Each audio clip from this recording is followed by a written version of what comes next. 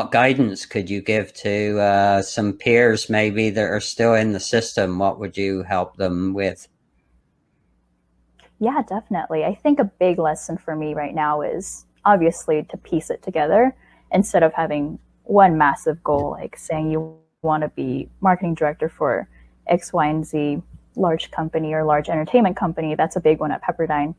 With Bringing that giving us into your smaller opportunities or definition stepping of stones. imposter syndrome and some of the impacts that that has, particularly for a lady leader when they take on board imposter syndrome. So, yeah, absolutely. Okay, so first of all, I'm not sure how many people know what imposter syndrome is, or actually, there's even another term of it, which is called imposter phenomenon.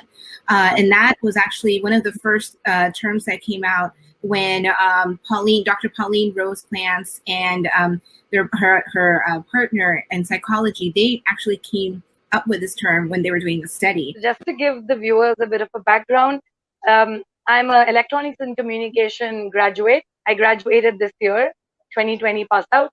And so I'm working with KPMG as an SAP analyst. That's my first job into the corporate world, first stint. It's been about a month that I've been working with them in the management consulting department. And as a person, when it comes to, answering the first part of Bruce's question, I mean, LinkedIn was something which I stumbled upon 2 years ago, but I wasn't really using I was it effectively talking to you a until little about bit 3 months about back. the changes that you've seen with Rootstrap. So, and it relates to real life office space. So let's talk a little bit about what you're seeing there, Patrick, for the next several months ahead here. Yeah, absolutely. This is a really interesting one. It's an area that tech is often the first mover, but I'd imagine that it's going to cascade across a bunch of different industries. So what I'm specifically talking about is in-person office space. OneUp is basically a program that helps provide tools for individuals who are in any form of position, usually high stress environments, but it could be really anything.